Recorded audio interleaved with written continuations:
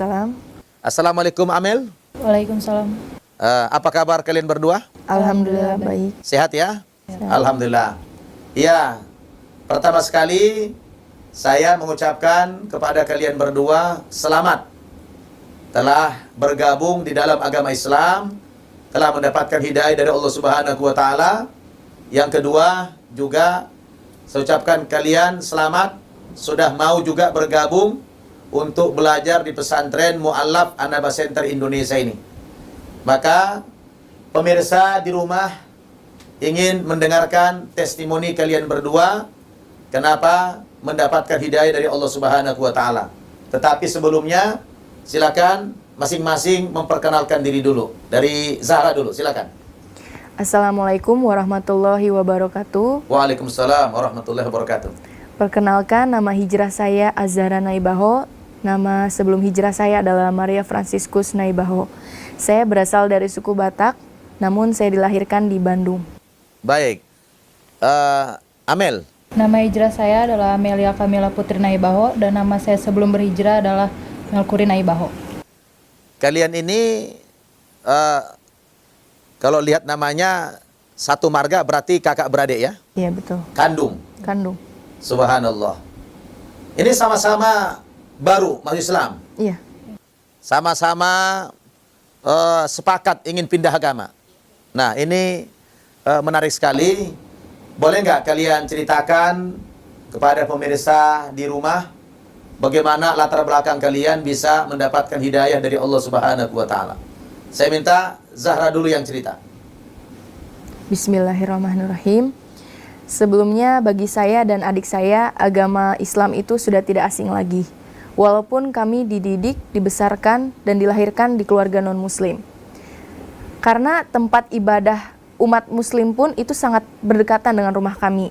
Sehingga ketika kami melihat orang melaksanakan ibadah sholat, mendengarkan lantunan azan, murotal Al-Quran, orang-orang pergi pengajian, itu merupakan tontonan sehari-hari bagi kami. Namun saat itu mungkin Allah masih menutup hati kami. Artinya bagi kalian berdua ini Islam itu tidak asing gitu ya? Betul. Karena lahir dari rahim ibu yang tidak muslim. Ya. Dibesarkan di lingkungan yang tidak muslim. Tetapi lingkungan masyarakat kalian ini mayoritasnya adalah muslim. Artinya ya agama Islam itu tidak aneh gitu ya? Iya betul. Alhamdulillah. Nah, terus bagaimana selanjutnya? Sampai suatu ketika Allah mengubah hidup saya. Itu ketika saya kuliah, saya mengalami suatu masa yang sangat terpuruk. Yang sebelumnya saya belum pernah merasakan hal itu. Saat itu kuliah saya hancur, hubungan antara orang tua itu sudah tidak akur lagi, tidak harmonis. Sehingga menimbulkan rasa seperti putus asa. Mulai dari putus asa, kehampaan, kosong gitu. Jadi kayak udah nggak punya tujuan hidup di situ. Yang menyebabkan Zahra itu seperti putus harapan itu apa? Faktor terbesarnya adalah dari kecil saya udah melihat keluarga saya seperti sudah tidak harmonis. Betul. Jadi faktor keluarga lah ya? Iya betul. Jadi orang tua tidak harmonis membuat seperti hampa gitu ya? Iya. Di lingkungan keluarga itu. Nah, terus setelah itu? Setelah itu mulai memuncak rasa ketidaktenangan itu sampai berharap akan ada suatu jawaban. Akhirnya Allah menjawab ketidaktenangan saya itu ketika saya bangun dari tidur saya membuka mata, pertama kali suara yang saya dengar adalah azan subuh. Itu Allahu Akbar, Allahu Akbar. Dan untuk pertama kalinya hati saya sangat bergetar ketika mendengar suara azan. Padahal sebelum-sebelumnya saya ratusan kali itu selalu mendengarkan azan. Tapi hati saya masih biasa saja di situ. Jadi, Pak, ini menarik. Bangun tidur. Iya betul. Begitu buka mata, yang terdengar pertama kali suara azan, Allahu Akbar, Allahu Akbar. Iya betul. Terus rasanya ada getaran gitu dalam hati. Padahal tadi cerita sebelumnya itu sudah biasa ratusan kali mendengarkan azan tapi tidak ada getaran apa-apa. Tapi hari itu kok luar biasa begitu. Iya. Nah, apa yang dirasakan setelah itu? Saat itu seperti ada jawaban dari ketidaktenangan saya itu. Suara azan itu membuat hati saya benar-benar bertanya-tanya gitu. Jadi kayak tenang gitu. tenang gitu, kayak ini tuh apa sih gitu, kayak yang membuat saya lebih dalam untuk mencari lagi gitu. Nah, terus Keesokan harinya ternyata ketika saya bangun dari tidur itu kejadian terulang lagi. yang dengar azan itu tadi. Iya betul. Sehingga itu udah seperti hati memantapkan ini sepertinya jawaban dari Allah gitu. Subhanallah. Jadi Zahra menterjemahkan suara azan yang dia dengar tadi yang untuk pertama kalinya menggetarkan hati, padahal sebelumnya sering mendengarkan suara azan. Diterjemahkan ya, itu sebagai sebuah jawaban. Iya betul. Artinya petunjuklah hidayah dari Allah Iya. sehingga ingin masuk agama Islam begitu. Iya, betul. Nah, apa yang Zahra lakukan setelah itu? Setelah itu siang harinya saya langsung membeli ke toko buku itu buku tuntunan sholat. Iya. Lalu saya lihat tata cara wudhu dan sebagainya. Saya mulai ingin praktek itu, cuman saya kan masih bingung. Saya harus gimana ini? Nggak mungkin saya harus ke masjid. Jadi kalau wudhu itu saya belajar di rumah sendiri. Jadi sebelum syahadat, ya sudah beli buku dulu, Iya, tuntunan sholat. iya, Jadi langsung pengen belajar wudhu bagaimana, Iya. sholat bagaimana, padahal belum masuk Islam. belum. Subhanallah. Apa yang mendorong itu? Karena dari suara azan itu, jadi itu seperti yang memanggil hati saya itu untuk pergi Segera ke masjid, kira-kira Iya, betul. begitu. Karena saya belum sah untuk masuk ke masjid, maka saya lihat dulu di buku itu persyaratannya itu bagaimana sebelum masuk masjid. Nah, terus setelah itu apa yang dilakukan lagi? Setelah itu saya sharing sama adik saya ceritakan pengalaman saya. Ternyata adik saya selama ini juga memendam rasa ingin pindah keyakinan. Subhanallah. Iya, gimana Amel? Iya, Ceritanya betul, nih. Pak. Karena awalnya memang saya kurang nyaman dengan agama saya yang sebelumnya. Saya bingung dengan pengajaran di agama saya yang sebelumnya, dan saya juga bingung tentang posisi ketuhanan di agama saya yang sebelumnya. Artinya Amel ternyata sudah lebih dulu Iya. ya memendam ketidaknyamanan di dalam agama sebelumnya, Iya. tapi tidak pernah ngomong. Ya, karena saya takut. Iya, di saat kakaknya ya sudah mengalami satu dorongan ingin masuk agama Islam, lalu curhat sama Amel, ternyata Amel juga punya keinginan yang sama begitu. Iya. Subhanallah. Ini jarang-jarang pemirsa kakak beradik kompak memutuskan untuk pindah agama menjadi muslim. Ini sebuah hidayah yang luar biasa. Semakin penasaran kita ingin menggali lebih jauh lagi tentang pengalaman mereka berdua ini.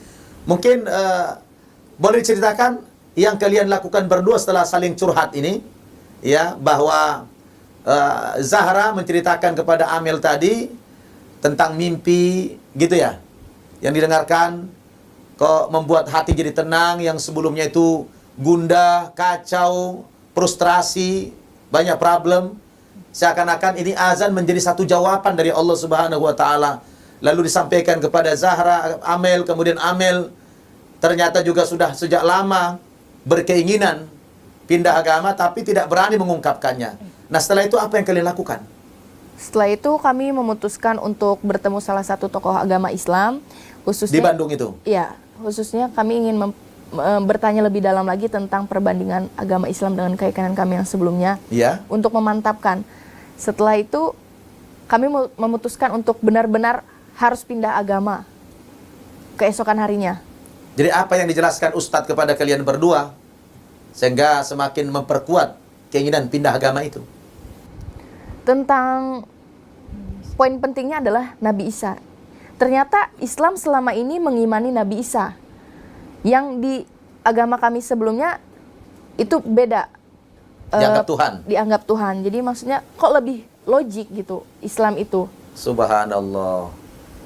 Pemirsa Anda TV rahimakumullah. Luar biasa testimoni mereka berdua ini ya. Ketika mengalami kekosongan jiwa yang disebabkan oleh faktor-faktor internal, karena faktor keluarga, kemudian putus sekolah, lalu ingin mencari ketenangan dalam aspek yang lain, tiba-tiba suatu hari bangun tidur, kemudian mendengarkan azan, dan azan itu mampu menggetarkan hati Zahra ini, yang menurutnya ini ada sebuah jawaban dari kegundahan hati yang selama ini membuat dia risau. Ini sungguh luar biasa. Kita lanjutkan lagi bagaimana kesaksian mereka tentang setelah berjumpa dengan Ustadz tadi, dijelaskan bahwa di Islam seperti ini pandangannya tentang Nabi Isa, kemudian di agama sebelumnya begini. Jadi kalian berdua mengira kalau di dalam agama Islam itu tidak mempercayai Nabi Isa, begitu ya? Iya, betul. Begitu Ustadz yang menjelaskan bahwa dalam agama Islam itu wajib juga beriman kepada Nabi Isa, tapi sebagai Rasul Allah, bukan sebagai Tuhan, tidak juga sebagai anak Tuhan. Itu membuat kalian semakin mantap memutuskan pindah agama itu. Ya memang Zahra dan Amel, bahwa di dalam agama Islam ini agama kita, agama yang paling sempurna. Kenapa? Karena semua nabi-nabi yang terdahulu wajib kita imani, termasuk juga Nabi Isa. Artinya, kalau ada umat Islam mengingkari kerasulan, kenabian Isa alaihissalam, maka batallah iman Islamnya itu. Jadi apa yang kalian dengarkan dari Ustadz itu, penjelasannya itu sudah benar dan membuat kalian semakin mantap untuk pindah agama. Terus setelah itu apa? Langsung bersyahadat atau bagaimana? Keesokan hari kita bersyahadat. Bersyahadat di mana itu? Di Masjid Bandung. Masjid Bandung. Dituntun sama Ustadz. Iya, betul. Nah, apa ada dulu briefing atau penjelasan sebelum disyahadat atau bagaimana? Sebelum syahadat kita ditanya dulu apakah ini ada unsur doktrin, unsur pemaksaan. Kami jelaskan tidak ada, ini berasal dari hati nurani kami sendiri. Iya. Setelah kami bersyahadat, kami di briefing kembali agar kami tetap istiqomah, agar tetap berpegang teguh pada keyakinan Islam yang saat ini yang kami jalani, Iya. supaya tidak murtad kembali. Kalian berdua menghadap dengan Ustadz tersebut. Iya, betul. Iya. Setelah di briefing lalu dituntun Iya. mengucapkan 2 kalimat syahadat. Iya. Baik. Setelah syahadat apa yang dilakukan? Setelah syahadat di briefing, akhirnya kami pulang ke rumah. Kami masih belum berani untuk menjelaskan, memberanikan diri mengakui kami sudah masuk Islam Kepada orang tua. kepada orang tua. Jadi seakan-akan di rumah masih belum terjadi apa-apa. Nah, terus? Sampai saatnya ada hari raya besar agama keyakinan kami yang sebelumnya. Di situ saya melarikan diri karena memang sudah tidak ingin berada di zona itu lagi, sehingga menimbulkan suatu kecurigaan Dari orang tua saya. Padahal sebelumnya itu kalian berdua biasa ikut hari besar tersebut. Iya, betul. Tapi hari itu enggak mau. Enggak. Menghilang. Iya. Sampai suatu ketika kakak saya menemukan di tas saya ada mukena, dan di situ terjadi suatu masalah yang sangat besar antara saya dengan orang tua. Di situ kita benar-benar marah, emosi gitu. Sampai keesokan harinya tiba-tiba orang tua saya mendatangkan 2 laki-laki. Itu saya tidak mengenal. Lalu tiba-tiba datang juga mobil 2 parkir di depan rumah saya. Itu saya juga ini bertanya-tanya, ini maksudnya apa? Saya disergap oleh saudara saya. Kemudian saya dipukul, saya ditampar, diperlakukan secara tidak manusiawi hanya karena saya pindah agama. Saya tidak diberi waktu untuk menjelaskan kenapa saya masuk Islam. Saat itu pun orang tua saya masih berdiam. Mereka tidak membela saya. Mereka tidak memberi space untuk, sudahlah, berikan sedikit dia untuk berbicara. Saya dijebak di situ. Akhirnya saya dibawa ke tempat rumah pemulihan orang depresi. Ternyata mereka mengklaim bahwa saya itu gila, saya depresi. Dianggap depresi Iya, gitu. betul. Nah. Saya dijebak, saya dimasukkan ke ruangan, saya dikunci di situ. Saya teriak-teriak, saya panggil orang tua saya masih punya masa depan, bukan di sini tempat saya. Saya bilang, saya pindah agama, itu bukan pelarian saya karena saya kemarin sempat putus kuliah. Tapi ternyata orang tua saya terbawa doktrin gitu. Jadi lebih percaya saudara-saudara saya yang mendoktrin bahwa Islam itu sangat buruk. Sampai akhirnya saya 2 minggu berada di rumah pemulihan. Setelah saya disergap, saya nggak dikasih tahu sama sekali keadaan kakak saya di mana. Seminggu itu saya diinterogasi, tapi saya nggak mau ngasih tahu karena saya takut. Lalu akhirnya saya dibawa ke tempat ibadah agama saya yang sebelumnya. Saya disuruh maju ke depan.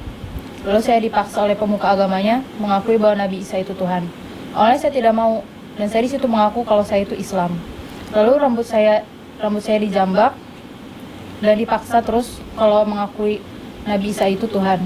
Akhirnya saya mengakui karena dijambaknya itu sakit banget. Terus dia memaksa saya untuk meminum anggur. Lalu saya dipaksa lagi untuk mengakui Nabi Isa itu Tuhan. Lalu saya tidak mau dan akhirnya saya dipukul berapa kali sama pemuka agama. Masya Allah. Itu luar biasa ya. Cobaan yang kalian alami setelah masuk agama Islam itu. Tapi bagaimana kemudian bisa keluar dari tempat rehab tadi? Karena dianggap Zahra ini seperti orang yang depresi, barangkali perlu disembuhkan, ya, atau kerasukan jin gitu. Bagaimana Zahra bisa keluar dari tempat itu? Alhamdulillah Allah membuat batin ibu saya itu tidak tenang ketika saya ada di tempat rehab. Sampai akhirnya ibu saya meminta pemilik yayasan itu supaya mempertemukan dengan saya. Dan memang benar ketika ibu saya itu melihat saya itu, saya lusuh, saya tidak dirawat, benar-benar bukan menjadi lebih baik, malah menjadi lebih buruk. Akhirnya saya di situ asma saya kambuh, dilarikan ke rumah sakit untuk diinfus, diberi oksigen. Dari situ saya udah punya trik untuk kabur secepatnya bersama adik saya. Masya Allah. Pemirsa, Anda batibi rahimakumullah, sangat mengharukan perjalanan hidup mereka berdua ini. Setelah mendapatkan hidayah dari Allah Subhanahu wa Ta'ala, kemudian masuk agama Islam, spontan mereka mendapatkan ujian iman.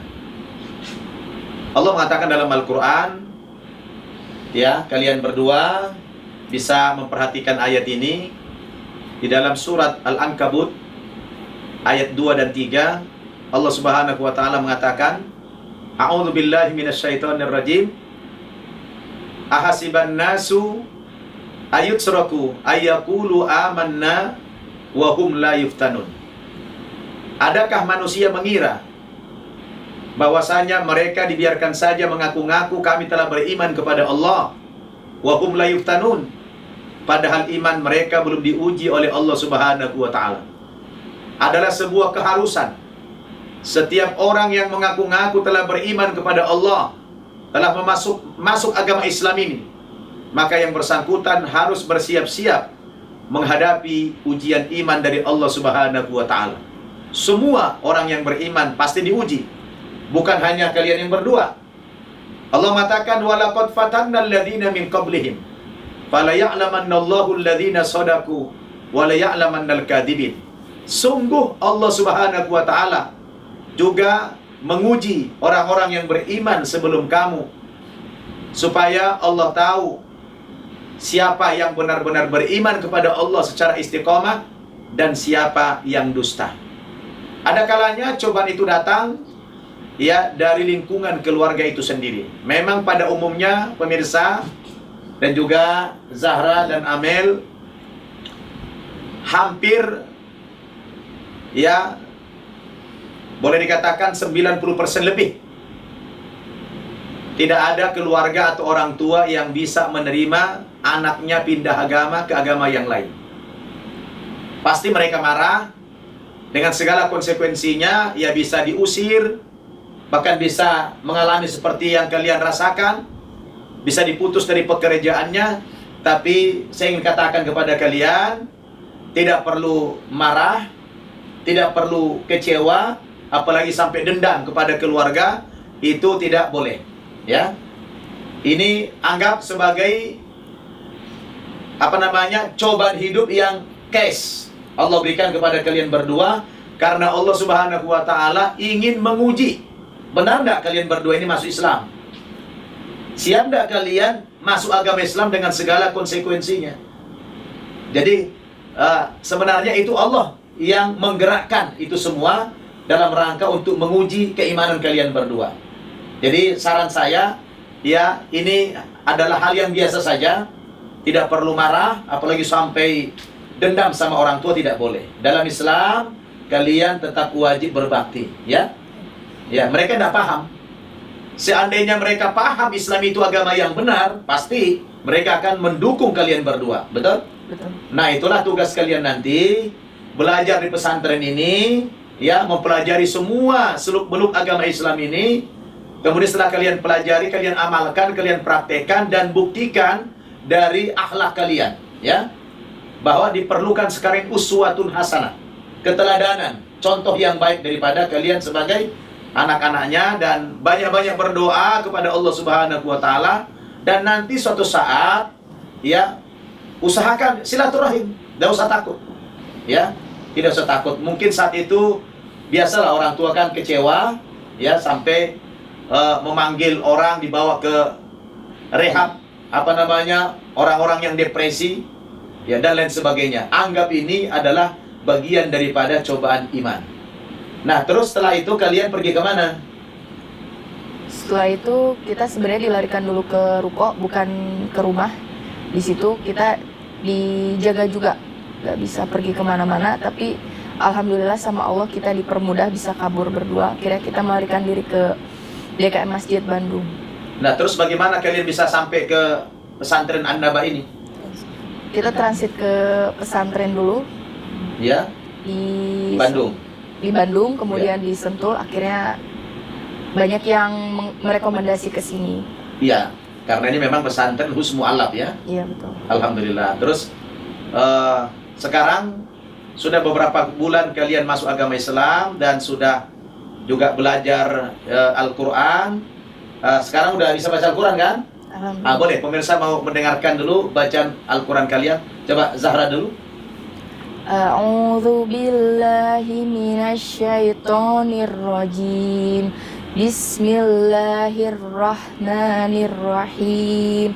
Wailul likulli humazatil lumazah alladzi jama'a malan wa 'addadah yahsabu anna malahu akhladah kalla layumbadanna fil hutamah wa ma adraka mal hutamah narullahi muqadah allati tattali'u 'alal afidah innaha 'alaihim muqsadah fi amadin mumaddadah.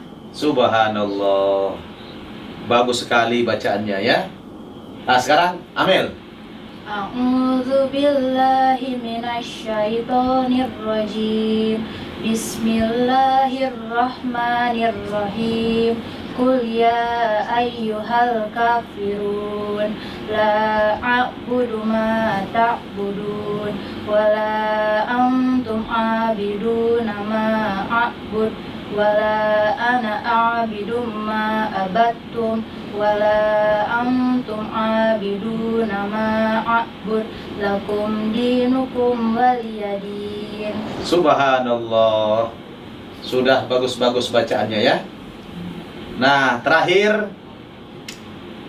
pemirsa juga ingin tahu apa kesan-kesan kalian berdua di dalam agama Islam ini, dan apa pesan-pesan kalian pertama kepada umat Islam, yang kedua kepada keluarga kalian sendiri, terutama orang tua. Silakan Zahra dulu. Kesan saya pertama kali ketika masuk Islam itu tali persaudaraan di umat Islam itu sangatlah kuat. Dari yang kita tidak kenal bisa menjadi sangat seperti saudara kandung, seperti keluarga kandung. Terus apa lagi? Terus di Islam saya benar-benar menemukan tujuan hidup saya.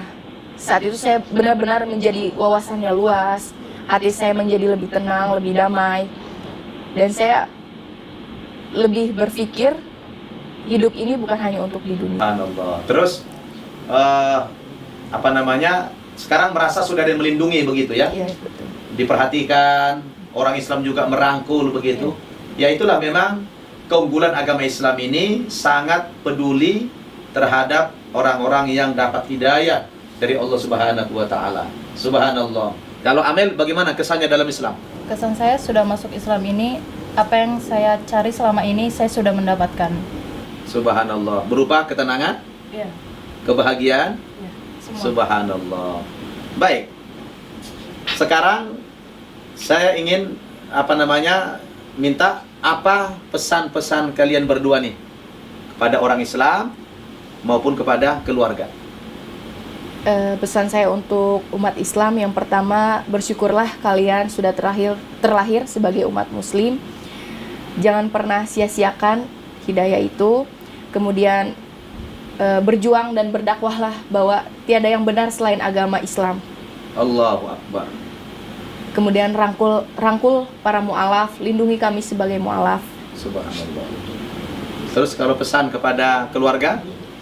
Pesan kepada keluarga, yang pertama, untuk mama sama papa, saya mohon maaf untuk selama ini masih belum bisa memberikan yang terbaik.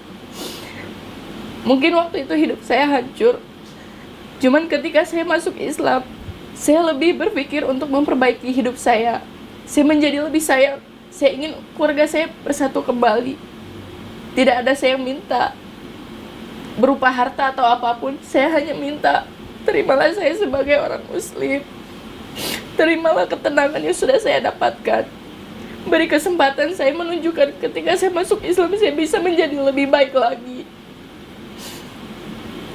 Saya minta juga, hindarilah dogma atau doktrin stigma negatif tentang Islam.